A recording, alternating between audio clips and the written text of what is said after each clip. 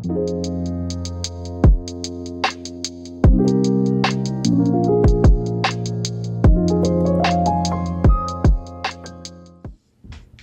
everybody, welcome back to The Pressing Matters. I'm Scott, thank you for tuning in.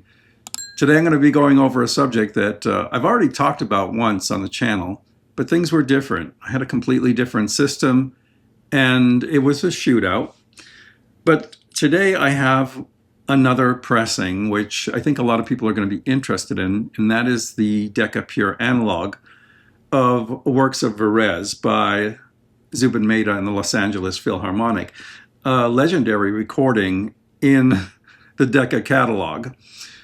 And a matter of fact, many people consider it the finest orchestral recording in the Decca catalog, and that's saying something. The music, if you don't know, is very adventurous, very experimental. Some would say avant-garde. It is a thrill to hear, and it was a thrill to go through these again on my system as it is today. You can always check where my system's at by looking in the description box for whatever video you're looking at. And it'll tell you exactly what's been changed and what's been updated. So the original Decca, which I have heard is currently being processed for sale in the Weisfeld collection. So Harry Weisfeld sent me his original pressing, and what I found was the original pressing, the original London that was pressed in the UK, and this, the Orphic Egg, are all sharing the same stamper, the 1W Harry Fisher Master stamper. And not saying that that automatically makes them all sound the same. Of course, vinyl formulation is probably the determining factor of any difference you hear between them. But essentially, they are from the identical metalwork. So if you have the original UK pressed London, which is probably the cheapest, maybe this one as well, you have the original mastering. No need to go searching for the Decca unless you want that particular cover. And the covers are all different. The UK cover looks like this, pretty much. And the the Orphic Egg looks like this. Orphic Egg came out in '73. The London version came out in '72, so they ran alongside each other. But this was aimed at a different audience, obviously, not the traditional classical audience. I think because the music of Varese expands beyond the pure classical listener, they felt they could market it to a younger audience, and that's exactly what they tried to do here. Orphic Egg editions all try to do this with, unusual surrealistic artwork and stuff like that. But I think this was a good choice for this series because it possibly introduced some younger people that don't know about classical to the music of Edgard Varese, and one of the finest orchestral recordings ever. So the 1W mastering is the standard that I went by. Now I have this version as well. This is something I treasure. I love this because it's so unusual. It was produced by King Records. It is a series called Stereo Laboratory, so obviously that sounds like an audiophile demonstration series, and it is. London Classics, Volume 14, Contemporary Music of Varese, Arcana, Ionization. You'll notice that one of the tracks that's on every other release is not here, and that is integrals. The reason that is because this is a demonstration record, and they wanted to make more space for these other two cuts. And arguably, Arcana is the most important cut here, but ionization is fascinating too. And I think they made the right choices here. The thing with this one is Arcana is split.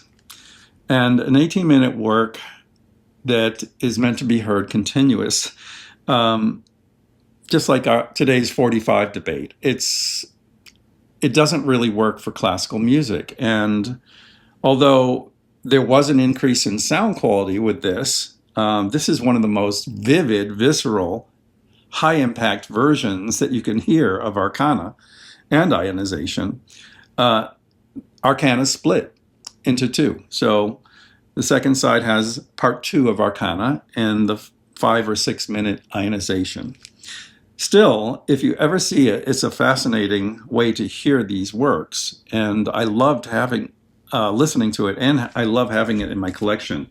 For demo purposes, it's pretty thrilling. The orchestral images are huge. The bass impact is deep. The imaging is wonderful. The vinyl is quiet. And it's a very striking representation of what's on this tape. The Speaker's Corner is a good version of this. It's not as good as I remember, though. When I first got this Speaker's Corner, I thought it improved upon the Harry Fisher mastering, we'll say, whatever version you decide to use. It is, I don't know, this happened recently also with another record that's coming up for review. The Speaker's Corner was good, but it didn't distinguish itself in any particular way. If you have it, you still have a good representation of this, but there are fine nuances that become more apparent as your system gets better and better. And I think that is the case with this.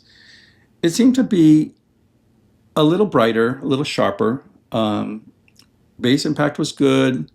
The dynamic impact was okay. I did sense a little loss of ambience over the Harry Fisher mastering, and that's really important for this. And I'm going to explain why, because it really comes into focus when we talk about the last two. I'm going to talk about the Harry Fisher mastering, but hold up this, because the other two are unavailable to show at the moment. So to identify if you have the first edition, you look in the dead wax, see if there is a 1W at the end of the matrix number. And that will tell you if you have the original Harry Fisher mastering that garnered such a reputation over the years. And it's for good reason. The Harry Fisher mastering feels like you're sitting maybe just a couple rows back, ideal seat up close in a concert hall. The ambience of the hall is there. It's Royce Hall. The dynamic impact is huge. So anything that's going from soft to loud, which happens all throughout these works, is hitting you with force. There's a couple of moments that will make you jump out of your seat. They're so startling. The thing with this one, though, is the top end is very liquid and beautiful. There are percussion, of course, things going up in the upper treble that you want to hear clearly, and you do hear them clearly on the 1W mastering. They don't draw attention to themselves.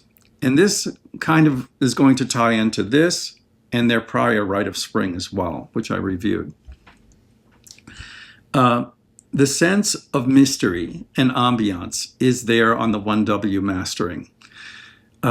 It's something that evaporated on the Speaker's Corner and is there to a lesser extent on the Japanese pressing. It's something that I love about the original Decca, and it's sister and brother, but it's something that is very hard to maintain, apparently, in other masterings. I talked about this when I spoke about the Decca Pure Analogue of the Rite of Spring, their initial release, that there was a feeling like, yes, you're moving closer, you're looking at everything is brightly illuminated on the stage. And I don't mean to say it sounds bright.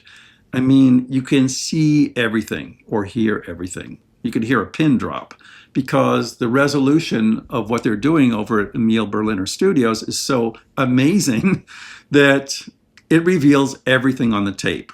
And sometimes I feel like some things are better left a little bit behind the curtain. And that's how I feel about the original London pressing.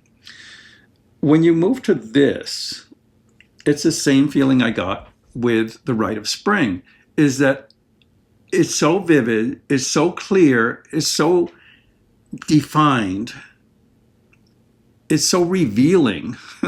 The resolution is so much that while it's undeniably exciting and will appeal to people who love detail and resolution, to me it's missing a little bit of the mystery, actually a lot, of the mystery of being in the hall, hearing the hall ambiance, and still getting the impact of this amazing performance.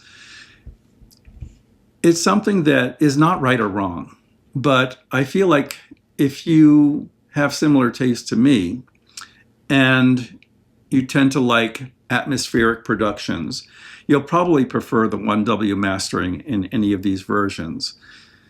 If, on the other hand, you want to hear everything that's on this tape and are willing to sacrifice a little bit of ambiance for vivid clarity, extreme illumination, and so forth, then the Decca Pure Analogue would be a good choice for you. For me, I'm going to keep out all of these. I think they all offer something different. I love the Japanese for its huge impact and startling transient